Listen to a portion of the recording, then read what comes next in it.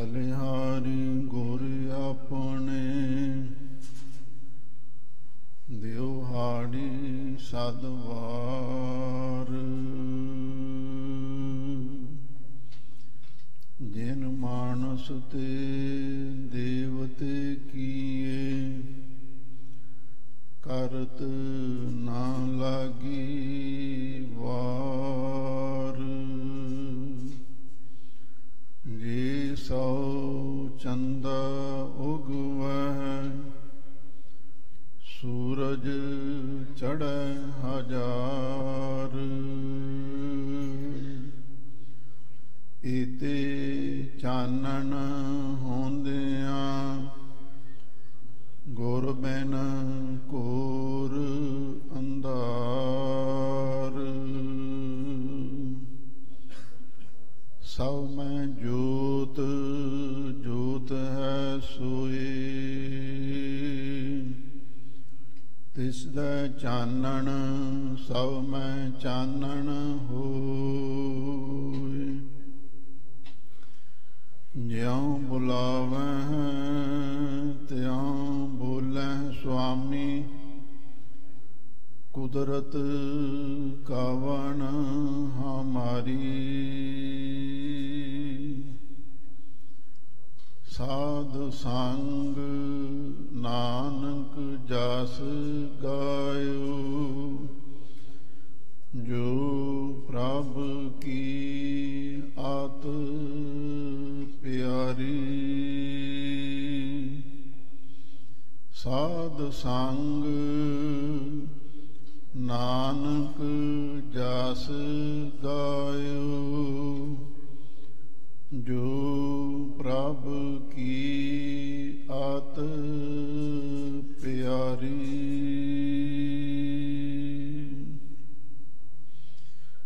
परम सम्मानयोग गुरु खालसा सत संगत जीओ, अज बंदी छोड़ दिवस है। दिवाली का त्योहार है। आप संगतां धन धन श्री गुरु ग्रंथ साहिब जी दे पावन चरणां दे विच नतमस्तक हो रहे हो।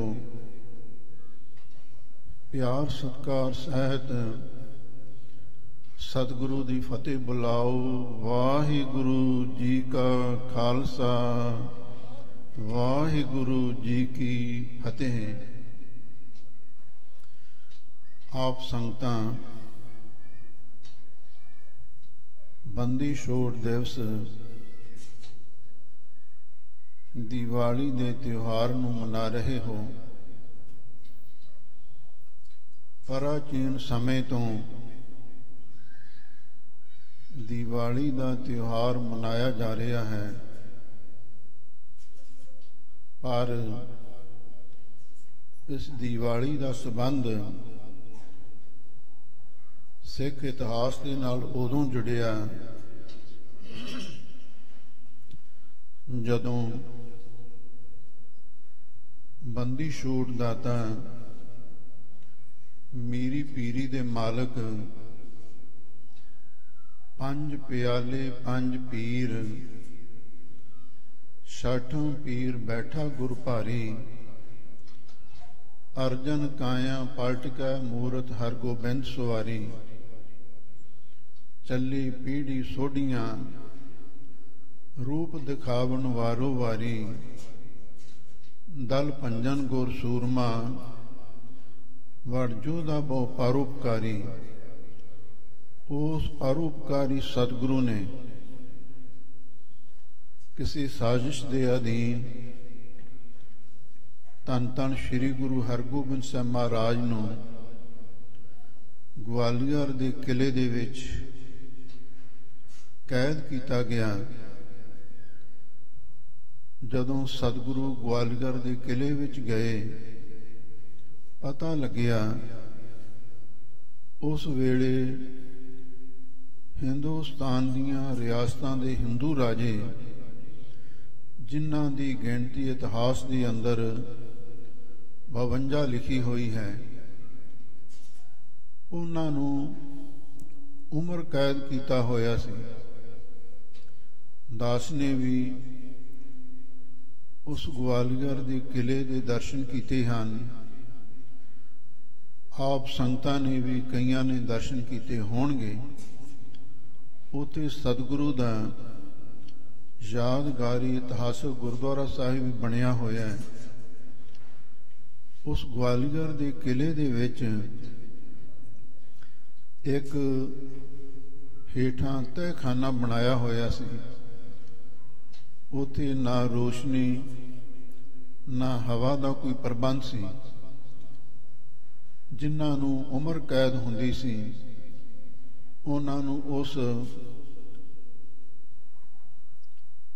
ਕਾਲ ਕੋਠੜੀ ਦੇ ਵਿੱਚ ਬੰਦ ਕਰ ਦਿੱਤਾ ਜਾਂਦਾ ਸੀ। ਫਿਰ ਉਹਨਾਂ ਦੇ ਪੈਰਾਂ ਨੂੰ ਬੇੜੀਆਂ, ਹੱਥਾਂ ਨੂੰ ਹੱਥਕੜੀਆਂ ਲਾ ਕੇ ਬੜੇ ਬੜੇ ਪਿੱਲਰ ਸਨ, ਉਹਨਾਂ ਦੇ ਨਾਲ ਬੰਨ੍ਹ ਦਿੱਤਾ ਜਾਂਦਾ ਸੀ। ਜਦੋਂ ਪਰਉਪਕਾਰੀ ਸਤਿਗੁਰੂ ਗਵਾਲੀਅਰ ਦੇ ਕਿਲੇ ਵਿੱਚ ਜਾਂਦੇ ਹਨ, ਦਰੋਗਾ ਜਿਸ ਦਾ ਨਾਮ ਹਰਦਾਸ ਲਿਖਿਆ ਹੋਇਆ, ਉਹ ਗੁਰੂ ਮਹਾਰਾਜ ਦਾ ਸ਼ਰਧਾਲੂ ਬਣ ਚੁੱਕਿਆ ਸੀ। ਤੇ ਇੱਕ ਦਿਨ ਰਾਜਿਆਂ ਨੇ ਬੇਨਤੀ ਕੀਤੀ, ਮਹਾਰਾਜ ਸਾਡੇ ਧੰਨ ਭਾਗ ਨੇ, ਤੁਸੀਂ ਗਵਾਲੀਅਰ ਦੇ ਕਿਲੇ ਵਿੱਚ ਚਰਨ ਪਾਏ ਨੇ, ਕੋਈ ਸਾਡੀ ਸਾਰ ਲੈਣ ਵਾਲਾ ਨਹੀਂ ਸੀ। ਸਾਨੂੰ ਵੀ ਕੋਈ ਆਸ ਦੀ ਕਿਰਨ ਦਿਖਾਈ ਦਿੱਤੀ ਹੈ। ਸ਼ਾਇਦ ਸਾਡੇ ਲਈ ਹੀ ਤੁਹਾਨੂੰ ਉਸ ਅਕਾਲ ਪੁਰਖ ਵਾਹਿਗੁਰੂ ਪਰਮੇਸ਼ਰ ਨੇ ਇੱਥੇ ਭੇਜਿਆ ਹੋਵੇ। ਇੱਕ ਵਾਰ ਆ ਕੇ ਸਾਨੂੰ ਦਰਸ਼ਨ ਦੀਦਾਰੇ ਬਖਸ਼ੋ। ਦਰੋਗਾ ਹਰਦਾਸ ਸਤਿਗੁਰੂ ਨੂੰ ਕਹਿਣ ਲੱਗਾ, ਇਹ ਸਾਰੇ ਦੇ ਸਾਰੇ ਰਾਜੇ ਉਮਰ ਕੈਦੀ ਨੇ।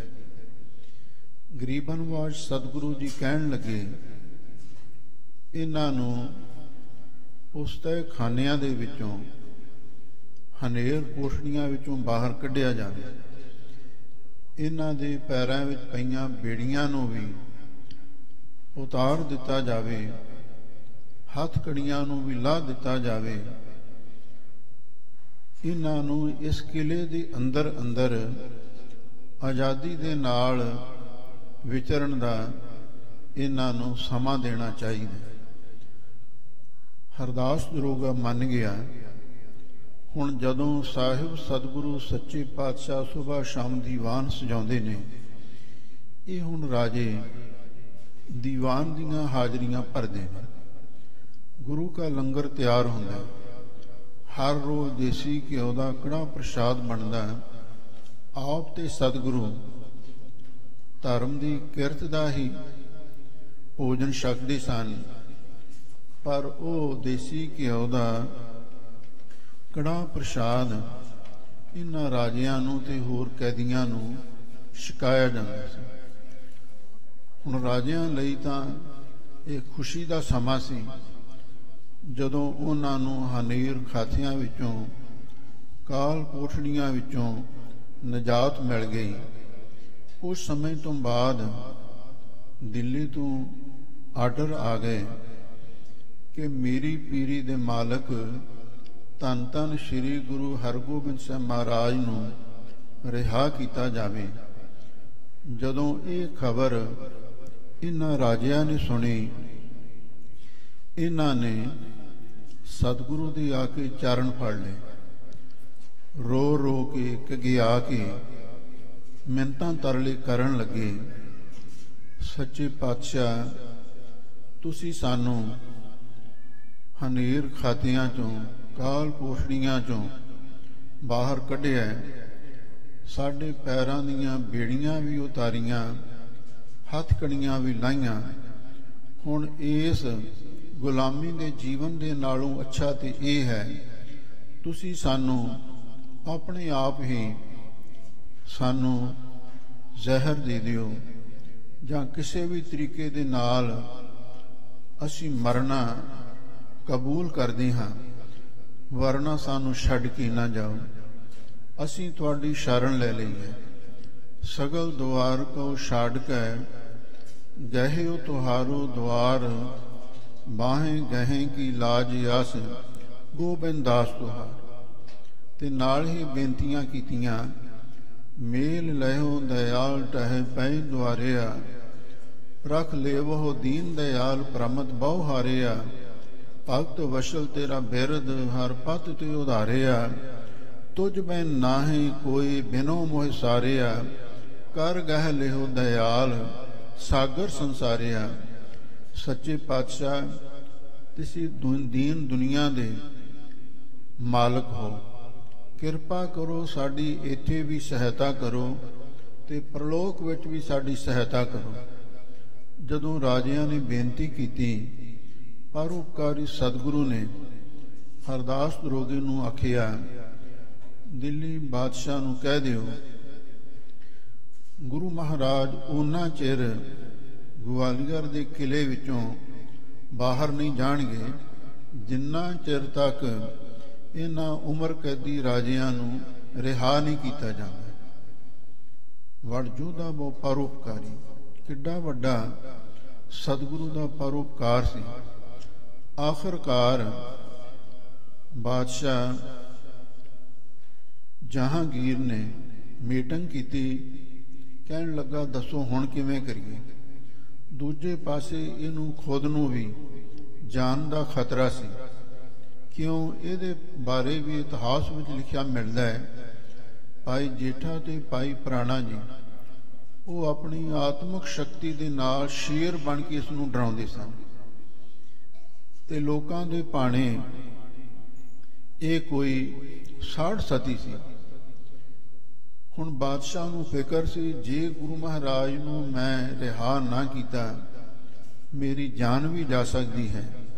ਤੇ ਗੁਰੂ ਮਹਾਰਾਜ ਨੇ ਸ਼ਰਤ ਲਾ ਦਿੱਤੀ ਕਿ ਜਿੰਨਾ ਚਿਰ ਤੱਕ ਉਮਰ ਕੈਦੀ ਰਾਜੇ ਰਿਹਾ ਨਹੀਂ ਹੁੰਦੇ, ਉਹਨਾਂ ਚਿਰ ਤੱਕ ਅਸੀਂ ਵੀ ਇਸ ਕਿਲੇ ਤੋਂ ਬਾਹਰ ਨਹੀਂ ਜਾ ਸਕਦੇ। ਹੁਣ ਕੀ ਕੀਤਾ ਜਾਵੇ?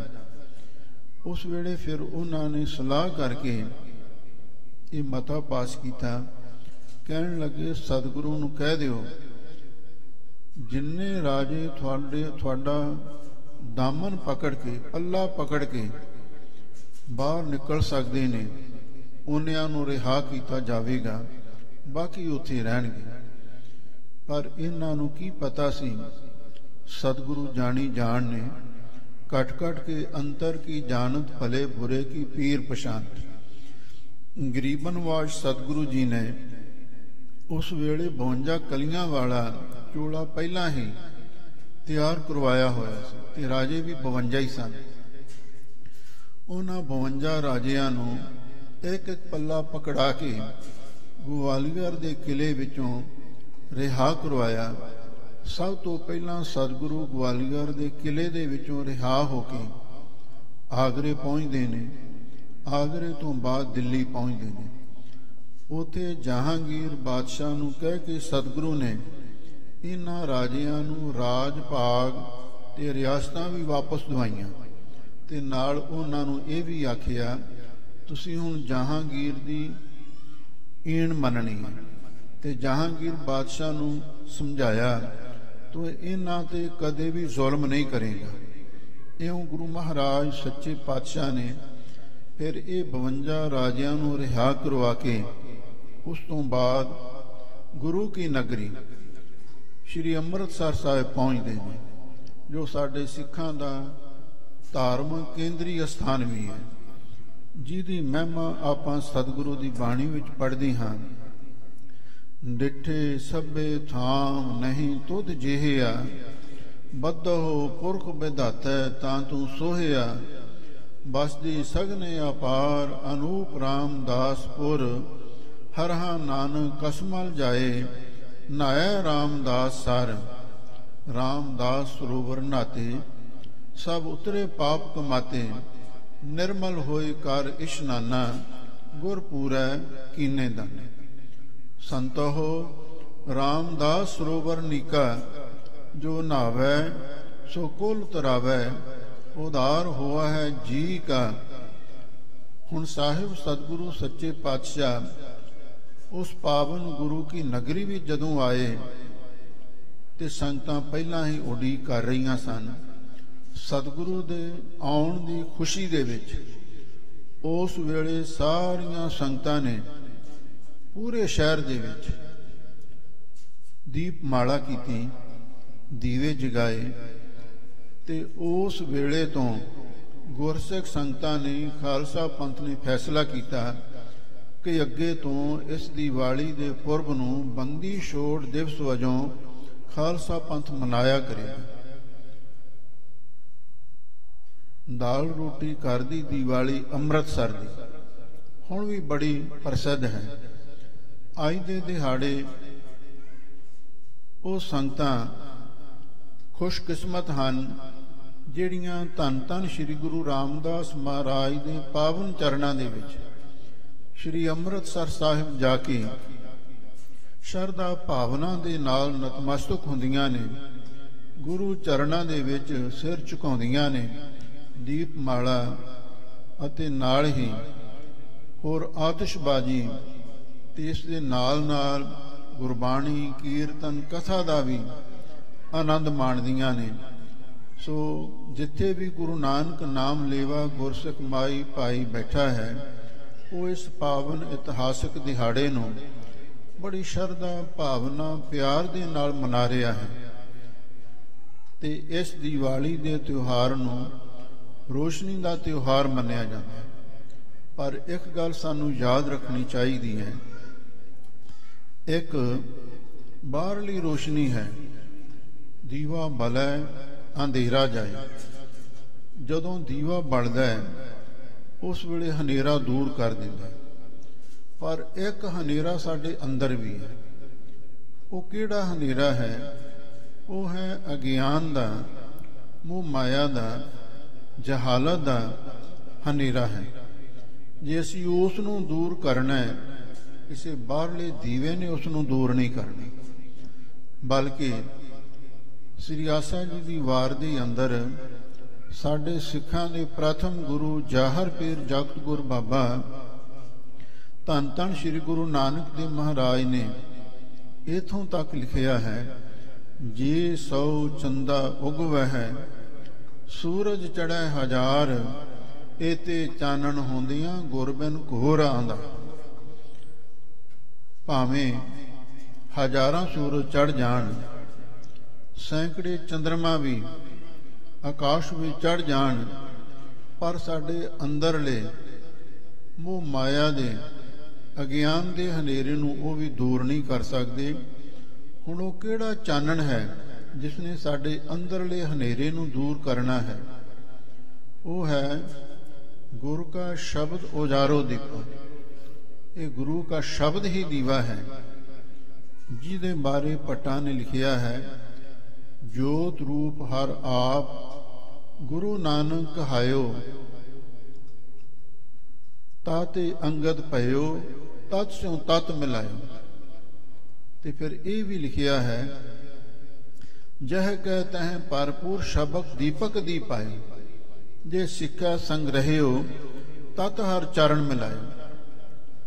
ਜਹ ਕਹਿ ਤਹ ਭਰਪੂਰ ਸ਼ਬਦ ਦੀਪਕ ਦੀ ਪਾਏ, ਉਹ ਗੁਰੂ ਸ਼ਬਦ ਦਾ ਦੀਵਾ ਹੈ।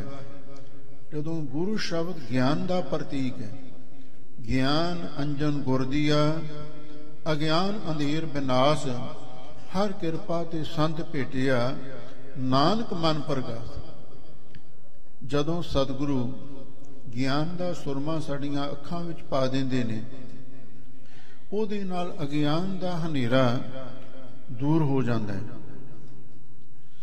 ਤੇ ਇਸ ਦੇ ਨਾਲ ਹੀ ਸਾਡੇ ਅੰਦਰੋਂ ਦੇਵੀ ਗਿਆਨ ਦਾ ਚਾਨਣ ਵੀ ਹੋ ਜਾਂਦਾ ਹੈ।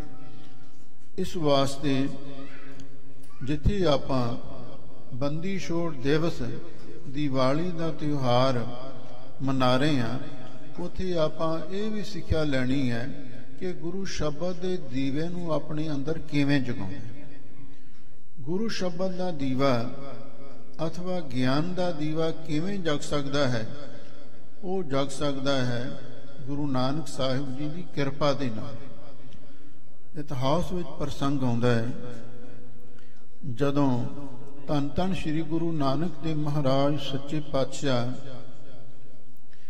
ਹਾਲੇ ਕਿਸ਼ੋਰ ਅਵਸਥਾ ਸੀ, 14-15 ਸਾਲ ਦੇ ਹੋਣਗੇ, ਆਪਣੇ ਨਗਰ ਰਾਏ ਭੋਗ ਕੀ ਤਲਵੰਡੀ ਦੇ ਵਿੱਚ ਆਪਣੇ ਪਿਤਾ ਜੀ ਨਾਲ ਕੰਮਕਾਰ ਦੇ ਵਿੱਚ ਹੱਥ ਵਟਾ ਰਹੇ ਸਨ। ਕੁਛ ਸਮਾਂ ਖੇਤੀ ਵੀ ਕੀਤੀ ਹੈ, ਮੱਝਾਂ ਵੀ ਚਾਰੀਆਂ, ਸੱਚਾ ਸੌਦਾ ਵੀ ਕੀਤਾ। ਉਹਨਾਂ ਦਿਨਾਂ ਦੀ ਗੱਲ ਹੈ, ਰਾਏ ਭੋਗ ਕੀ ਤਲਵੰਡੀ ਦਾ ਚੌਧਰੀ ਰਾਏ ਬੁਲਾਰ ਇੱਕ ਰਜਵਾੜਾ ਸੀ। ਉਹਦੇ ਮਨ ਦੇ ਵਿੱਚ ਗੁਰੂ ਮਹਾਰਾਜ ਦੇ ਪ੍ਰਤੀ ਬਹੁਤ ਸ਼ਰਧਾ ਭਾਵਨਾ ਪੈਦਾ ਹੋ ਚੁੱਕੀ ਸੀ। ਰਾਏ ਬੁਲਾਰ ਨੇ ਇੱਕ ਦਿਨ ਸਤਿਗੁਰੂ ਨੂੰ ਆਪਣੇ ਘਰ ਵਿੱਚ ਬੁਲਾਇਆ ਤੇ ਬੜੀ ਸ਼ਰਧਾ ਭਾਵਨਾ ਨਿਮਰਤਾ ਦੇ ਨਾਲ ਬੇਨਤੀ ਕਰਨ ਲੱਗਿਆ, ਸੱਚੇ ਪਾਤਸ਼ਾਹ ਤੁਸੀਂ ਪੀਰਾਂ ਦੇ ਪੀਰ ਹੋ, ਤੁਸੀਂ ਅੱਲਾ ਦਾ ਨੂਰ ਹੋ, ਮੇਰੇ ਲਈ ਤੁਸੀਂ ਮਹਾਨ ਧਾਰਮਿਕ ਆਗੂ ਹੋ, ਕਿਰਪਾ ਕਰੋ, ਮੇਰੇ ਅੰਦਰ ਅਗਿਆਨ ਦਾ ਹਨੇਰਾ ਹੈ, ਉਹਨੂੰ ਦੂਰ ਕਰੋ। ਗੁਰੂ ਨਾਨਕ ਸਾਹਿਬ ਜੀ ਦਾ ਸਵਾਲ ਸੀ, ਰਾਏ ਬੁਲਾਰ ਜੀ ਤੁਸੀਂ ਰੱਬ ਦੇ ਪਿਆਰੇ ਹੋ, ਸਾਨੂੰ ਪਹਿਲਾਂ ਇਹ ਦੱਸੋ ਜਿਸ ਅਗਿਆਨ ਦੀ ਤੁਸੀਂ ਗੱਲ ਕਰਦੇ ਹੋ ਉਹ ਅਗਿਆਨ ਤੁਹਾਨੂੰ ਕਿਸ ਤਰ੍ਹਾਂ ਦਾ ਪ੍ਰਤੀਤ ਹੁੰਦਾ ਹੈ, ਤੁਸੀਂ ਕਿਵੇਂ ਉਸ ਨੂੰ ਮਹਿਸੂਸ ਕਰਦੇ ਹੋ? ਤਾਂ ਉਸ ਵੇਲੇ ਰਾਏ ਬੁਲਾਰ ਨੇ ਹੱਥ ਜੋੜੇ ਕਹਿਣ ਲੱਗਾ, ਸੱਚੇ ਪਾਤਸ਼ਾਹ ਮੈਂ ਸੁਣਿਆ ਮਹਾਂਪੁਰਖਾਂ ਤੋਂ ਵਿਦਵਾਨਾਂ ਤੋਂ ਅਗਿਆਨ ਇੱਕ ਹਨੇਰੀ ਵਰਗਾ ਹੈ, ਪਰ ਜਿੱਥੋਂ ਤੱਕ ਮੈਂ ਮਹਿਸੂਸ ਕਰਦਾ ਹਾਂ ਇਹ ਬਾਹਰਲੇ ਹਨੇਰੇ ਦੇ ਨਾਲੋਂ ਵੀ ਬਹੁਤ ਜ਼ਿਆਦਾ ਖਤਰਨਾਕ ਹੈ। ਉਹ ਕਿਵੇਂ? ਰਾਏ ਬੁਲਾਰ ਕਹਿਣ ਲੱਗਾ, ਜਦੋਂ ਆਦਮੀ ਬਾਹਰਲੇ ਹਨੇਰੇ ਵਿੱਚ ਹੁੰਦਾ ਉਸ ਵੇਲੇ ਉਹ ਠੋਕਰਾਂ ਖਾਂਦਾ। ਅੰਧਕਾਰ ਸੋ ਕਵਹਿ ਨ ਸੋਈ ਹੈ, ਰਾਜਾ ਰੰਗ ਦੋ ਮਿਲ ਰੋਈ ਹੈ। ਹਨੇਰੇ ਦੇ ਵਿੱਚ ਆਦਮੀ ਭਟਕ ਜਾਂਦਾ ਹੈ, ਰਾਹ ਭੁੱਲ ਜਾਂਦਾ ਹੈ, ਕੁਰਾਹੇ ਪੈ ਜਾਂਦਾ ਹੈ। ਬਾਹਰਲਾ ਹਨੇਰਾ ਵੀ ਬੜਾ ਖਤਰਨਾਕ ਹੈ, ਪਰ ਕਮ ਸੇ ਕਮ ਬਾਹਰਲੇ ਹਨੇਰੇ ਵਿੱਚ ਮਨੁੱਖ ਜਿੱਥੇ ਵੀ ਹੁੰਦਾ ਹੈ ਉਹਨੂੰ ਕਮ ਸੇ ਕਮ ਆਪਣੇ ਆਪੇ ਦਾ ਤੇ ਗਿਆਨ ਹੁੰਦਾ ਹੀ ਹੈ ਨਾ, ਮੈਂ ਕੌਣ ਹਾਂ। ਪਰ ਅਗਿਆਨ ਦਾ ਹਨੇਰਾ ਇੰਨਾ ਭਿਆਨਕ ਹੈ, ਇਹਦੇ ਵਿੱਚ ਮਨੁੱਖ ਇਹ ਵੀ ਭੁੱਲ ਜਾਂਦਾ ਕਿ ਮੈਂ ਕੌਣ ਹਾਂ। ਸੱਚਮੁੱਚ ਇਹ ਸਵਾਲ ਹੈ ਤੇ ਬੜਾ ਛੋਟਾ, ਮੈਂ ਕੌਣ? ਜਦੋਂ ਆਪਾਂ ਸਰਸਰੀ ਇਸ ਸਵਾਲ ਦੇ ਬਾਰੇ ਵਿਚਾਰ ਕਰਾਂਗੇ ਤੇ ਸਾਡਾ ਧਿਆਨ ਸਾਰਾ ਸਰੀਰ ਤੇ ਕੇਂਦਰਿਤ ਹੋ ਜਾਂਦਾ। ਅਸੀਂ ਆਪਣੇ ਸਰੀਰ ਦੇ ਬਾਰੇ ਸੋਚਦੇ ਹਾਂ, ਮੈਂ ਕੌਣ? ਅਸੀਂ ਆਪਣੇ ਆਪ ਨੂੰ ਇੱਕ ਇਨਸਾਨ ਸਮਝਦੇ ਹਾਂ, ਮੈਨ ਸਮਝਦੇ ਹਾਂ, ਆਦਮੀ ਸਮਝਦੇ ਹਾਂ। ਮੈਂ ਕੌਣ? ਮੈਂ ਆਦਮੀ ਹਾਂ, ਮੈਂ ਇਨਸਾਨ ਹਾਂ, ਇਹੀ ਆਪਾਂ ਸੋਚਦੇ ਹਾਂ। ਪਰ ਜਦੋਂ ਆਪਾਂ ਗਹਿਰਾਈ ਦੇ ਵਿੱਚ ਇਸੇ ਸਵਾਲ ਨੂੰ ਸੋਚਦੇ ਹਾਂ, ਇਸ ਸਵਾਲ ਦਾ ਜਵਾਬ ਤਲਾਸ਼ਦੇ ਹਾਂ, ਫਿਰ ਉਹਦੇ ਬਹੁਤ ਡੂੰਘੇ ਅਰਥ ਬਣ ਜਾਂਦੇ। ਤੁਸੀਂ ਆਖੋਗੇ ਉਹ ਕਿਵੇਂ? ਵਿਦਵਾਨਾਂ ਨੇ 5 ਕੋਸ਼ ਮੰਨੇ ਨੇ। 5 ਕੋਸ਼, ਕੋਸ਼ ਦਾ ਅਰਥ ਹੁੰਦਾ ਪਰਦੇ। ਉਹ 5 ਪਰਦੇ ਨੇ, ਉਹਨਾਂ ਦੇ ਪਿੱਛੇ ਸਾਡੀ ਆਤਮਾ, ਸਾਡਾ ਮੂਲ ਰੂਪ ਮੈਂ ਕੌਣ ਹਾਂ ਉੱਥੇ ਛੁਪਿਆ ਹੋਇਆ। ਹੁਣ ਉੱਥੋਂ ਤੱਕ ਜਾਣ ਵਾਸਤੇ ਸਾਨੂੰ ਗੁਰੂ ਦੀ ਲੋੜ ਪੈਂਦੀ ਹੈ, ਸ਼ਬਦ ਦੀ ਲੋੜ ਪੈਂਦੀ ਹੈ, ਵਿਵੇਕ ਦੀ ਲੋੜ ਪੈਂਦੀ ਹੈ, ਗਿਆਨ ਦੀ ਲੋੜ ਪੈਂਦੀ ਹੈ। ਗੁਰੂ ਤੋਂ ਬਿਨਾਂ ਗਿਆਨ ਨਹੀਂ ਪ੍ਰਾਪਤ ਹੁੰਦਾ। ਭਾਈ ਰੇ ਗੁਰ ਬਿਨ ਗਿਆਨ ਨਾ ਹੋਏ, ਪੁੱਛੋ ਬ੍ਰਹਮੀ ਨਾਰਦ ਵੇਦ ਬਿਆਸੈ ਕੋਈ। ਹੁਣ ਜਦੋਂ ਰਾਏ ਬੁਲਾਰ ਨੇ ਸਵਾਲ ਕੀਤਾ, ਮੈਂ ਕੌਣ ਹਾਂ, ਇਹਦੇ ਬਾਰੇ ਮੈਨੂੰ ਦੱਸੋ। ਸਤਿਗੁਰੂ ਕਹਿਣ ਲੱਗੇ, ਤੂੰ ਦੱਸ ਪਹਿਲਾਂ ਆਪਣੇ ਆਪ ਨੂੰ ਕੀ ਸਮਝਦਾ? ਕਹਿੰਦਾ, ਮਹਾਰਾਜ ਮੈਂ ਸਮਝਦਾ ਮੈਂ ਇੱਕ ਇਨਸਾਨ ਹਾਂ, ਹੋਰ ਮੈਂ ਇਸ ਤੋਂ ਪਰੇ ਕੁਛ ਨਹੀਂ ਜਾਣਦਾ। ਗਰੀਬਨ ਵਾਜ ਸਤਿਗੁਰੂ ਜੀ ਕਹਿੰਦੇ ਨੇ, ਬਈ ਠੀਕ ਹੈ, ਤੇਰਾ ਸਰੀਰ ਮਨੁੱਖ ਵਰਗਾ ਹੈ, ਪਰ ਤੂੰ ਇਹ ਸਰੀਰ ਨਹੀਂ, ਇਸ ਸਰੀਰ ਦੇ ਅੰਦਰ ਕੋਈ ਹੋਰ ਚੀਜ਼ ਹੈ ਜਿਹਦੇ ਬਾਰੇ ਤੈਨੂੰ ਸਮਝਣਾ ਪਵੇਗਾ। ਕਹਿੰਦਾ ਮਹਾਰਾਜ ਮੈਨੂੰ ਤੇ ਸਮਝ ਨਹੀਂ ਆਉਂਦੀ। ਗਰੀਬਨ ਨਿਵਾਜ ਸਤਿਗੁਰੂ ਜੀ ਕਹਿਣ ਲੱਗੇ, ਇੱਕ ਸਥੂਲ ਸਰੀਰ ਹੈ, ਦੂਜਾ ਸੂਖਸ਼ਮ ਸਰੀਰ ਹੈ, ਤੀਜਾ ਕਾਰਨ ਸਰੀਰ। 5 ਕੋਸ਼ ਨੇ। ਪਹਿਲਾ ਕੋਸ਼ ਸਥੂਲ ਸਰੀਰ ਦੇ ਵਿੱਚ ਹੈ, ਜਿਹਨੂੰ ਅੰਨਮੈ ਕੋਸ਼ ਕਹਿੰਦੇ ਨੇ। ਦੂਸਰਾ ਹੈ ਪ੍ਰਾਣਮੈ ਕੋਸ਼, ਮਨੋਮੈ ਕੋਸ਼, ਵਿਗਿਆਨਮੈ ਕੋਸ਼। ਇਹ 3 ਕੋਸ਼ ਸੂਖਸ਼ਮ ਸਰੀਰ ਦੇ ਵਿੱਚ ਰਹਿੰਦੇ ਨੇ। ਤੇ ਤੀਜਾ ਹੈ ਕਾਰਨ ਸਰੀਰ, ਉਹ ਹੈ ਜਿਹੜਾ 5ਵਾਂ ਕੋਸ਼ ਹੈ, ਆਨੰਦਮੈ ਕੋਸ਼, ਉਹਦੇ ਵਿੱਚ ਲੀਨ ਮੰਨਿਆ ਗਿਆ। ਸਾਹਿਬ ਸਤਿਗੁਰੂ ਸੱਚੇ ਪਾਤਸ਼ਾਹ ਕਹਿਣ ਲੱਗੇ, ਇਹ ਜਿਹੜਾ ਸੂਲ ਸਰੀਰ ਹੈ ਇਹ ਸੂਲ ਤੱਤਾਂ ਤੋਂ ਬਣਿਆ ਹੋਇਆ। 5 ਤਤ ਕੋ ਤਨ ਰਚਿਓ, ਜਾਨਹੁ ਚਤੁਰ ਸੁਜਾਨ, ਜੇ ਤੇ ਉਪਜਿਓ ਨਾਨਕਾ ਲੀਨ ਤਾਹੇ ਮਹਿਮਾ। ਇਹ 5 ਤਤ ਜੜ ਨੇ ਤੇ 5 ਤਤਾਂ ਤੋਂ ਬਣਿਆ ਸਾਡਾ ਸਰੀਰ ਵੀ ਜੜ ਹੈ। ਇਹ ਆਤਮਾ, ਇਹ ਮੈਂ ਨਹੀਂ ਹੋ ਸਕਦਾ। ਇਸ ਤੋਂ ਅੱਗੇ ਪ੍ਰਾਣਮੈ ਕੋਸ਼, ਮਨੋਮੈ ਕੋਸ਼, ਵਿਗਿਆਨਮੈ ਕੋਸ਼ ਆ ਜਾਂਦੇ ਨੇ। ਉਹ ਸੂਖਸ਼ਮ ਸਰੀਰ ਦੇ ਵਿੱਚ ਨੇ। ਜਿਹੜਾ ਸੂਖਸ਼ਮ ਸਰੀਰ ਹੈ ਉਹ ਵਿਦਵਾਨਾਂ ਦੇ ਅਨੁਸਾਰ 17 ਜਾਂ 19 ਤੱਤਾਂ ਦਾ ਮੰਨਿਆ ਹੋਇਆ, ਜਿਹਦੇ ਵਿੱਚ 5 ਪ੍ਰਾਣ, 5 ਗਿਆਨ ਇੰਦਰੀਏ, 5 ਕਰਮ ਇੰਦਰੀਏ, ਮਨ ਤੇ ਬੁੱਧ। ਕਈਆਂ ਨੇ 17 ਮੰਨੇ ਨੇ ਤੇ ਕਈਆਂ ਨੇ ਮਨ, ਬੁੱਧ, ਚਿੱਤ, ਹੰਕਾਰ, ਇਹ 2 ਰਲਾ ਕੇ 19 ਤੱਤ ਵੀ ਮੰਨੇ ਨੇ। ਇਹ ਜਿਹੜਾ ਸੂਲ ਸਰੀਰ ਹੈ ਸੂਲ ਤੱਤਾਂ ਤੋਂ ਬਣਿਆ ਹੋਇਆ ਹੈ, ਤੇ ਜਿਹੜਾ ਸੂਖਸ਼ਮ ਸਰੀਰ ਹੈ ਉਹ ਸੂਖਮ ਤੱਤਾਂ ਤੋਂ ਬਣਿਆ ਹੋਇਆ ਹੈ। ਸੂਖਮ ਤੱਤ ਵੀ ਆਪਣੇ ਆਪ ਦੇ ਵਿੱਚ ਜੜ ਨੇ। ਉਹਨਾਂ ਵਿੱਚ ਜਿਹੜੀ ਚੇਤਨਤਾ ਹੈ ਉਹ ਇੱਕ ਵੱਖਰੀ ਚੀਜ਼ ਹੈ। ਹੁਣ ਸਾਹਿਬ ਸਤਿਗੁਰੂ ਸੱਚੇ ਪਾਤਸ਼ਾਹ ਕਹਿਣ ਲੱਗੇ, ਰਾਏ ਬੁਲਾਰ, ਨਾ ਤੂੰ ਸੂਲ ਸਰੀਰ ਹੈ, ਨਾ ਤੂੰ ਕਾਰਨ ਸਰੀਰ ਹੈ, ਇਸ ਤੋਂ ਅਗਾਂਹ ਦੱਸ, ਹੋਰ ਤੂੰ ਕੀ ਮਹਿਸੂਸ ਕਰਦਾ? ਇਹ ਕਹਿਣ ਲੱਗਾ, ਮਹਾਰਾਜ ਮੈਨੂੰ ਅੱਗੇ ਕੁਛ ਵੀ ਪਤਾ ਨਹੀਂ ਕਿ ਇਸ ਤੋਂ ਅੱਗੇ ਕੀ ਹੈ। ਇਹਨੂੰ ਕਹਿੰਦੇ ਨੇ ਅਗਿਆਨ, ਅਸਲੀ ਅਗਿਆਨ। ਜਦੋਂ ਸਾਡੀ ਬਿਰਤੀ ਸੂਖਮ ਹੁੰਦੀ ਹੈ ਨਾ, ਜਿਹਨੂੰ ਆਤਮ ਵਿਸ਼ੈਣੀ ਬੁੱਧੀ ਕਹਿੰਦੇ ਨੇ, ਤੁਗਰਿਆ ਬੁੱਧਿਆ ਸੂਖਮਿਆ ਸੂਖਮ ਦਰਸੀ, ਫਿਰ ਅਸੀਂ ਆਪਣੇ ਅੰਦਰ ਵੱਲ ਖੋਜ ਕਰਦੇ ਹਾਂ। ਗੁਰਮਤਿ ਨਗਰੀ ਖੋਜ ਖੋਜਾਈ, ਜਨ ਨਾਨਕ ਬਿਨ ਆਪਾ ਚੀਨੈ, ਮਿਟੈ ਨਾ ਭ੍ਰਮ ਕੀ ਕਾਈ। ਇਹ ਆਪਣੇ ਆਪੇ ਦੀ ਪਛਾਣ ਕਰਨੀ ਬਹੁਤ ਔਖੀ, ਪਰ ਕਰਨੀ ਪੈਣੀ ਹੈ।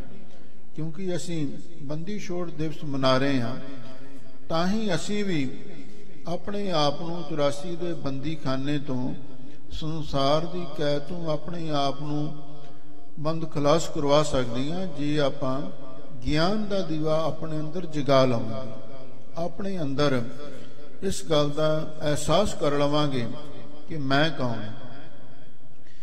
ਹੁਣ ਗਰੀਬਨ ਨਿਵਾਜ ਸਤਿਗੁਰੂ ਸੱਚੇ ਪਾਤਸ਼ਾਹ ਨੂੰ ਰਾਏ ਬੁਲਾਰ ਕਹਿਣ ਲੱਗਾ, ਮਹਾਰਾਜ ਇਸ ਤੋਂ ਗਾ ਮੈਨੂੰ ਨਹੀਂ ਪਤਾ ਕੀ ਹੈ।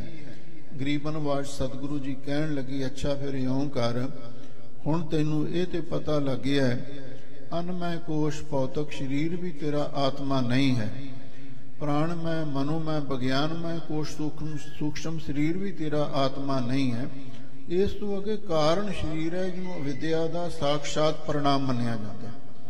ਤੇ ਜਿਹੜਾ ਉਹ ਕਾਰਨ ਸਰੀਰ ਹੈ, ਜਦੋਂ ਆਦਮੀ ਗੂੜੀ ਨੀਂਦ ਵਿੱਚ ਸੌਂਦਾ ਤੇ ਉਸ ਵੇਲੇ ਉਹਨੂੰ ਇੰਨਾ ਸਕੂਨ ਮਿਲਦਾ ਹੈ, ਇੰਨਾ ਆਨੰਦ ਪ੍ਰਾਪਤ ਹੁੰਦਾ ਹੈ। ਤੇ ਜਦੋਂ ਅੱਖ ਖੁੱਲਦੀ ਹੈ, ਕਹਿੰਦਾ ਅੱਜ ਬੜਾ ਆਨੰਦ ਹੈ, ਬੜੀ ਸੋਹਣੀ ਨੀਂਦ ਆਈ। ਇਹ ਨੀਂਦ ਨੂੰ ਹੀ, ਗਾੜੀ ਨੀਂਦ ਨੂੰ ਹੀ ਆਨੰਦਮੈ ਕੋਸ਼ ਮੰਨਿਆ ਜਾਂਦਾ। ਤੇ ਉੱਥੇ ਜਾ ਕੇ ਆਦਮੀ ਨੂੰ ਸੰਸਾਰ ਦਾ ਵੀ ਚੇਤਾ ਭੁੱਲ ਜਾਂਦਾ ਹੈ, ਪਰਿਵਾਰ ਦਾ ਵੀ ਚੇਤਾ ਭੁੱਲ ਜਾਂਦਾ ਹੈ, ਤੇ ਸਰੀਰ ਦਾ ਵੀ ਚੇਤਾ ਭੁੱਲ ਜਾਂਦਾ ਹੈ, ਆਪਣੇ ਆਪੇ ਦਾ ਵੀ ਚੇਤਾ ਭੁੱਲ ਜਾਂਦਾ ਹੈ ਗੂੜੀ ਨੀਂਦ ਵਿੱਚ ਜਾ ਕੇ। ਉਹ ਹੈ ਵਿਦਿਆ ਦਾ ਸਾਖਸ਼ਾਤ ਪਰਿਣਾਮ, ਉਹੀ ਅਗਿਆਨ ਦਾ ਅਸਲੀ ਰੂਪ ਹੈ। ਇਸ ਤੋਂ ਅੱਗੇ ਕੀ ਹੈ? ਤੇ ਸਤਿਗੁਰੂ ਮਹਾਰਾਜ ਸੱਚੇ ਪਾਤਸ਼ਾਹ ਕਹਿਣ ਲੱਗੇ, ਇਸ ਤੋਂ ਅੱਗੇ ਹੈ ਆਤਮਾ, ਜਿਸ ਨੂੰ ਆਖਿਆ ਵਾਹਿਗੁਰੂ ਦੀ ਜੋਤ। ਸਭ ਮੈਂ ਜੋਤ ਜੋਤ ਹੈ ਸੋਏ, ਤਿਸ ਦਾ ਚਾਨਣ ਸਭ ਮੈਂ ਚਾਨਣ ਹੋਏ। ਇਹ ਸਰੀਰਾ ਮੇਰੇ ਆ, ਹਰ ਤੂੰ ਮੈਂ ਜੋਤ ਰੱਖੀ, ਤਾਂ ਤੂੰ ਜਗ ਮਹਿ ਆਇਆ। ਇਸ ਤੋਂ ਅੱਗੇ ਵਾਹਿਗੁਰੂ ਦੀ ਜੋਤ ਹੈ, ਤੇ ਜਿੰਨਾ ਚਿਰ ਤੱਕ ਅਸੀਂ ਉਸ ਜੋਤ ਨੂੰ ਨਹੀਂ ਵੇਖ ਲੈਂਦੇ ਉਨਾ ਚਿਰ ਇਹ ਦੀਵਾਲੀ ਮਨਾਈ ਸਾਡੀ ਸਫਲ ਨਹੀਂ ਹੋਣੀ।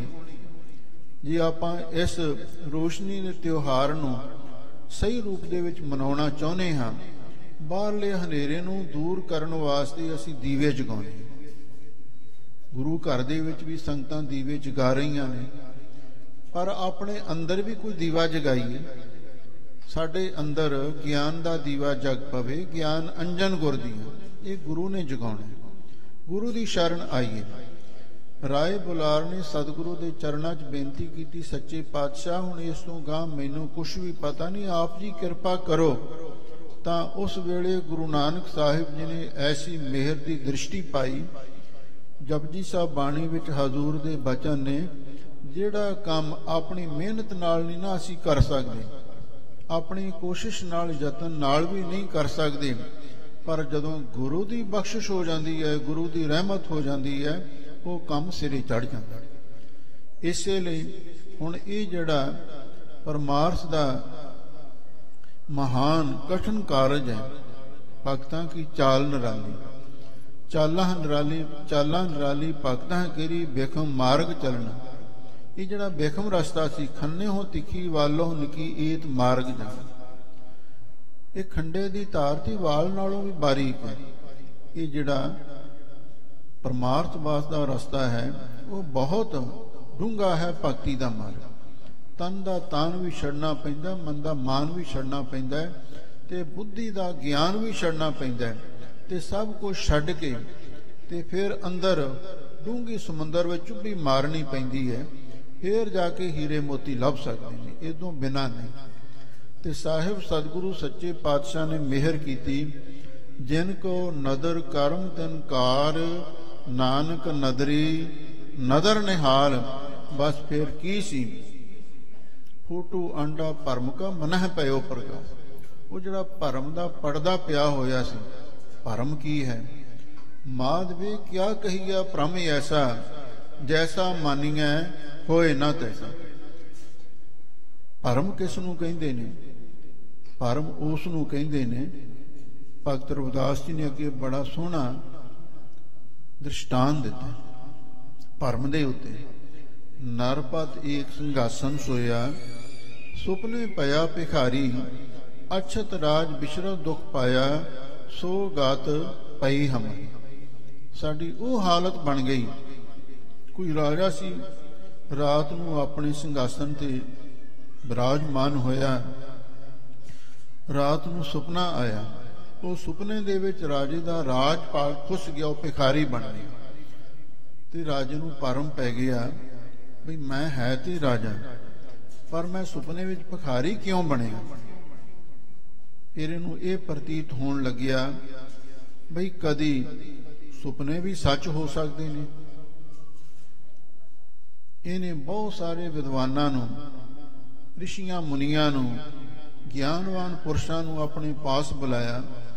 ਉਹਨਾਂ ਮੂਹਰੇ ਇਹ ਸਵਾਲ ਰੱਖਿਆ, ਕਹਿਣ ਲੱਗਾ ਤੁਸੀਂ ਮੇਰਾ ਭਰਮ ਦੂਰ ਕਰੋ। ਉਹ ਕਹਿੰਦੇ ਦੱਸ ਤੇਰਾ ਸਵਾਲ ਕੀ ਹੈ, ਇਹ ਸੱਚਾ ਕਿ ਉਹ ਸੱਚਾ, ਇਹਦਾ ਮੈਨੂੰ ਜਵਾਬ ਦਿਓ। ਇਹ ਸੱਚਾ ਕਿ ਉਹ ਸੱਚਾ, ਭਾਵ ਇਹ ਜਿਹੜਾ ਰਾਜ ਹੈ ਇਹ ਸੱਚਾ ਹੈ ਜਾਂ ਉਹ ਸੁਪਨਾ ਸੱਚਾ ਜਿਹਦੇ ਵਿੱਚ ਮੈਂ ਭਿਖਾਰੀ ਬਣਿਆ ਸੀ। ਇਹ ਗੱਲ ਰਾਮਜ ਗੁੱਝੀ ਸੀ ਤੇ ਦੱਸੇ ਕਿਸੇ ਨੂੰ ਹੈ ਨਾ। ਫਿਰ ਇੱਕ ਕੋਹਲੀ ਰਖੀ ਸੀ, ਉਸ ਨੇ ਇਹਦਾ ਭਰਮ ਦੂਰ ਕੀਤਾ। ਕਹਿਣ ਲੱਗਾ ਤੂੰ ਇਹ ਪੁੱਛਿਆ ਨਾ ਇਹ ਸੱਚਾ ਕਿ ਉਹ ਸੱਚਾ, ਕਹਿੰਦਾ ਨਾ ਇਹ ਸੱਚਾ ਨਾ ਉਹ ਸੱਚਾ। ਇਹਦਾ ਮਤਲਬ ਇਹ ਹੈ ਉਹ ਸੁਪਨਾ ਵੀ ਸੱਚਾ ਨਹੀਂ ਹੁੰਦਾ ਤੇ ਇਹ ਜਿਹੜਾ ਸੰਸਾਰ ਵੀ ਸੁਪਨਾ, ਇਹ ਵੀ ਸੱਚ ਨਹੀਂ ਹੈ। ਕੂੜ ਰਾਜਾ ਕੂੜ ਪਰਜਾ, ਕੂੜ ਸਭ ਸੰਸਾਰ, ਕੂੜ ਮੰਡਪ ਕੂੜ ਮਾੜੀ, ਕੂੜ ਬੈਸਨਹਾਰ। ਉਹਦਾ ਭਰਮ ਦਾ ਹਨੇਰਾ ਦੂਰ ਕੀਤਾ ਤੇ ਫਿਰ ਉਹਦੇ ਲਈ ਹਮੇਸ਼ਾ ਲਈ ਜੀਵਨ ਦੇ ਵਿੱਚ ਚਾਨਣ ਹੀ ਚਾਨਣ ਹੋ ਗਿਆ। ਸਤਿਗੁਰੂ ਨੇ ਰਾਏ ਬੁਲਾਰ ਤੇ ਕਿਰਪਾ ਕੀਤੀ, ਬ੍ਰਹਮ ਗਿਆਨ ਬਖਸ਼ਿਸ਼ ਕਰ ਦਿੱਤਾ। ਮਨ ਸਾਚਾ ਮੁਖ ਸਾਚਾ ਸੋਏ, ਅਵਰ ਨਾ ਪੇਖੈ ਏਕਸ ਬਿਨ ਕੋਏ, ਨਾਨਕੇ ਲੱਛਣ ਬ੍ਰਹਮ ਗਿਆਨੀ ਹੋਇਆ। ਇੱਕ ਪੁਰਾਣਾ ਮੁਹਾਵਰਾ ਹੈ, ਸਦਾ ਦੁਆਲੀ ਸਾਧ ਕੀ ਅੱਠੇ ਪੈਰ ਬਸੰਤ। ਜਿਹੜੇ ਪਰਮੇਸ਼ਰ ਦੇ ਪਿਆਰੇ ਨੇ ਨਾ, ਮਹਾਂਪੁਰਖ ਸਾਧ ਗੁਰਮੁਖ ਵਿਅਕਤੀ ਲਈ ਸ਼ਬਦ ਵਰਤਿਆ ਗਿਆ। ਆ ਕਈ ਲੋਕ ਤੇ ਸਾਧ ਸ਼ਬਦ ਨੂੰ ਬੜੀ ਘਿਰਣਾ ਦੇ ਨਾਲ ਪੁਕਾਰਦੇ ਨੇ, ਪਰ ਸਤਿਗੁਰੂ ਨੇ ਲਿਖਿਆ ਹੈ, ਆਗਮ ਅਗਾਧ ਪਾਰ ਬ੍ਰਹਮ ਸੋਏ, ਜੋ ਜੋ ਕਹੈ ਸੋ ਮੁਕਤਾ ਹੋਏ। ਸੁਣ ਮੀਤਾ ਨਾਨਕ ਬਿਨਵੰਤਾ, ਸਾਧ ਜਨਾ ਕੀ ਅਚਰਜ ਕਥਾ। ਮਹਾਂਪੁਰਖਾਂ ਦੀ ਮਹਿਮਾ ਬਹੁਤ ਵੱਡੀ ਹੁੰਦੀ। ਮਹਿਮਾ ਸਾਧੂ ਸੰਗ ਕੀ ਸੁਨੋ ਮੇਰੇ ਮੀਤਾ, ਮੈਲ ਹੋਈ ਕੋਟ ਅਗਹਰੇ ਨਿਰਮਲ ਪੈ ਚੀਤਾ। ਐਸੇ ਮਹਾਂਪੁਰਖ ਜਿਨ੍ਹਾਂ ਦੇ ਅੰਦਰ ਬ੍ਰਹਮ ਗਿਆਨ ਦਾ ਦੀਵਾ ਜਗ ਪੈਂਦਾ ਹੈ, ਫਿਰ ਸਦਾ ਦਿਵਾਲੀ ਸਾਧ ਕੀ, ਉਹਨਾਂ ਲਈ ਸਦਾ ਹੀ ਖੁਸ਼ੀਆਂ ਨੇ। ਸਦਾ ਹੀ ਦਿਵਾਲੀ, ਅੱਠੇ ਪਹਿਰੀ ਬਸੰਤ ਉਹਨਾਂ ਦੇ ਲਈ ਖੁਸ਼ੀਆਂ ਤੇ ਖੇੜਾ ਬਣ ਜਾਂਦਾ। ਇੱਕ ਦਾਸ ਨੂੰ ਛੋਟੀ ਜੀ ਘਟਨਾ ਯਾਦ ਆ ਗਈ। ਸੰਤ ਬਾਬਾ ਬਿਸ਼ਨ ਸਿੰਘ ਜੀ ਮਰਾਲੇ ਵਾਲੇ, ਉਹ ਸੰਤ ਬਾਬਾ ਸੁੰਦਰ ਸਿੰਘ ਜੀ ਪਿੰਡਰਾਂ ਵਾਲੇ ਮਹਾਂਪੁਰਖਾਂ ਦੇ ਸਮਕਾਲੀ ਸਨ, ਤੇ ਮਹਾਂਪੁਰਖਾਂ ਨੇ ਉਹਨਾਂ ਦੇ ਕੋਲੋਂ ਜਾ ਕੇ ਹੀ ਗੁਰਮਤਿ ਦੀ ਵਿਦਿਆ ਪੜ੍ਹੀ ਤੇ ਨਾਲ ਅਧਿਆਤਮਕ ਬ੍ਰਹਮ ਵਿਦਿਆ ਵੀ ਸਿੱਖੀ, ਸੇਵਾ ਸਿਮਰਨ ਪਰਉਪਕਾਰ ਦੀ ਜਾਚ ਵੀ ਸਿੱਖੀ। ਹੁਣ ਜਦੋਂ ਸੰਤ ਬਾਬਾ ਸੁੰਦਰ ਸਿੰਘ ਜੀ ਮਰਾਲੇ ਵਿੱਚ ਸੰਤ ਬਾਬਾ ਬਿਸ਼ਨ ਸਿੰਘ ਜੀ ਦੇ ਪਾਸ ਸੇਵਾ ਕਰ ਰਹੇ ਸਨ, ਗੁਰਮਤਿ ਦੀ ਵਿਦਿਆ ਪੜ੍ਹ ਰਹੇ ਸਨ, ਉਹਨਾਂ ਦਿਨਾਂ ਦੀ ਗੱਲ ਹੈ। ਆਹੀ ਬੰਦੀ ਛੋੜ ਦਿਵਸ ਦੀਪਮਾਲਾ ਦਾ ਤਿਉਹਾਰ ਆ ਗਿਆ, ਤੇ ਜਦੋਂ ਦੀਪਮਾਲਾ ਦਾ ਤਿਉਹਾਰ ਆਇਆ ਤਾਂ ਉਸ ਵੇਲੇ ਕਿਸੇ ਸੇਵਾਦਾਰ ਨੇ ਆ ਕੇ ਮਹਾਂਪੁਰਖਾਂ ਨੂੰ ਆਖਿਆ ਕਿ ਮਹਾਂਪੁਰਖੋ, ਬਾਹਰ ਬੜੀ ਸੁੰਦਰ ਰੋਸ਼ਨੀ ਹੈ, ਬਹੁਤ ਸੋਹਣੀ ਦੀਪਮਾਲਾ ਆ ਕੇ ਬਾਹਰ ਦੇਖੋ। ਮਹਾਂਪੁਰਖ ਆਪਣੀ ਮੌਜ ਵਿੱਚ ਬੈਠੇ ਰਹੇ। ਦੂਜੀ ਵਾਰ ਫਿਰ ਆਇਆ, ਤੀਜੀ ਵਾਰ ਫਿਰ ਆਇਆ। ਕਈਆਂ ਦਾ ਸੁਭਾਅ ਹੁੰਦਾ, ਕਹਿਣ ਲੱਗਾ ਇੱਕ ਵਾਰੀ ਬਾਹਰ ਨਿਕਲ ਕੇ ਦੇਖਤਾ ਲਵੋ, ਕਿੰਨੀ ਸੋਹਣੀ ਰੋਸ਼ਨੀ ਹੈ, ਕਿੰਨੀ ਸੋਹਣੀ ਦੀਪਮਾਲਾ ਹੈ। ਮਹਾਂਪੁਰਖ ਕਹਿਣ ਲੱਗੇ, ਭਲਿਆ ਲੋਕਾ, ਜਦੋਂ ਦੇ ਗੁਰੂ ਨਾਨਕ ਸਾਹਿਬ ਜੀ ਸਾਡੇ ਅੰਦਰ ਆ ਕੇ ਬੈਠੇ ਨੇ, ਕੋਟ ਸੂਰਜ ਨਾਨਕ ਪ੍ਰਕਾਸ਼, ਉੱਤੇ ਕਰੋੜਾਂ ਸੂਰਜਾਂ ਦਾ ਪ੍ਰਕਾਸ਼ ਵੀ ਉਹਨਾਂ ਦੇ ਸਾਹਮਣੇ ਮੱਧਮ ਦਿਖਾਈ ਦਿੰਦਾ ਹੈ, ਤੇ ਅਸੀਂ ਉਸ ਨੂੰ ਛੱਡ ਕੇ ਅਸੀਂ ਕਦੇ ਚੰਦਰਮਾ ਤੇ ਸੂਰਜ ਨੂੰ ਨਹੀਂ ਤੱਕਿਆ। ਤੇ ਆਹ ਜਿਹੜੇ ਦੀਵੇ ਨੇ, ਤੂੰ ਦੀਵਿਆਂ ਦੀ ਗੱਲ ਕਰਦਾ, ਇਹ ਦੇਖ ਕੇ ਸਾਨੂੰ ਕੀ ਮਿਲੇਗਾ? ਜੇ ਤੈਨੂੰ ਦੀਵੇ ਜਗਾ ਕੇ ਦੇਖ ਕੇ ਖੁਸ਼ੀ ਮਿਲਦੀ ਹੈ, ਤੂੰ ਲੈ ਲੈ, ਪਰ ਸਾਨੂੰ ਤਾਂ ਗੁਰੂ ਨਾਨਕ ਸਾਹਿਬ ਜੀ ਨੇ ਕਿਰਪਾ ਕੀਤੀ ਹੈ, ਸਾਡੇ ਅੰਦਰ ਆ ਕੇ ਜਦੋਂ ਦੇ ਬੈਠ ਗਏ ਨੇ, ਸਾਨੂੰ ਸਭ ਕੁਝ ਭੁੱਲਿਆ ਹੋਇਆ, ਕੋਈ ਚੀਜ਼ ਹੋਰ ਦੇਖਣ ਨੂੰ ਜੀ ਨਹੀਂ ਕਰਦਾ। ਇਹੋ ਜਿਹੇ ਮਹਾਂਪੁਰਖਾਂ ਦੀ ਸਦਾ ਦਿਵਾਲੀ ਸਾਧ ਕੀ ਅੱਠੀ ਪੈਰ ਬਸੰਤ ਵਾਲੀ ਅਵਸਥਾ ਬਣ ਜਾਂਦੀ ਹੈ। ਭਾਈ ਸਾਹਿਬ ਭਾਈ ਗੁਰਦਾਸ ਜੀ ਨੇ ਲਿਖਿਆ ਨਾ, ਦੀਵਾਲੀ ਦੀ ਰਾਤ ਦੀਵੇ ਬਾਲੀਆਂ। ਦੀਵਾਲੀ ਦੀ ਰਾਤ ਨੂੰ ਲੋਕ ਦੀਵੇ ਬਾਲਦੇ ਨੇ, ਪਰ ਆਪਾਂ ਨੂੰ ਗਿਆਨ ਦਾ ਦੀਵਾ ਬਾਲਣਾ ਚਾਹੀਦਾ। ਉਹ ਗੁਰੂ ਦੀ ਕਿਰਪਾ ਦੇ ਨਾਲ ਹੀ ਬਲਦਾ ਹੈ। ਸੋ ਦਾਸ ਨੂੰ ਇਸ਼ਾਰਾ ਹੋਇਆ ਕਿ ਵਿਚਾਰਾਂ ਨੂੰ ਇੱਥੇ ਹੀ ਸਮਾਪਤ ਕੀਤਾ ਜਾਵੇ। ਆਪ ਸਭ ਸੰਗਤਾਂ ਨੂੰ ਬੰਦੀ ਛੋੜ ਦਿਵਸ ਦੀਵਾਲੀ ਦੀ ਲੱਖ ਲੱਖ ਵਧਾਈ ਹੋਵੇ। ਆਪਾਂ ਸਾਰੇ ਗੁਰਸਿੱਖ ਮਾਈ ਭਾਈ ਸ਼ਬਦ ਦੇ ਦੀਵੇ ਨੂੰ ਆਪਣੇ ਅੰਦਰ ਜਗਾਈਏ। ਗੁਰਬਾਣੀ ਇਸ ਜਗ ਮੈਂ ਚਾਨਣ, ਇਹਦੇ ਨਾਲ ਹੀ ਸਾਡੇ ਇਹ ਤਿਉਹਾਰ ਬੰਦੀ ਛੋੜ ਦੇ ਪੁਰਬ ਮਨਾਏ ਸਫਲ ਹੋਣਗੇ। ਸਾਰੀ ਸੰਗਤ ਦਾ ਬਹੁਤ ਬਹੁਤ ਧੰਨਵਾਦ। ਹੋਈਆਂ ਭੁੱਲਾਂ ਚੁੱਕਾਂ ਲਈ ਖਿਮਾ। ਬੁਲਾਓ ਫਤਿਹ। ਵਾਹਿਗੁਰੂ ਜੀ ਕਾ ਖਾਲਸਾ, ਵਾਹਿਗੁਰੂ ਜੀ ਕੀ ਫਤਿਹ।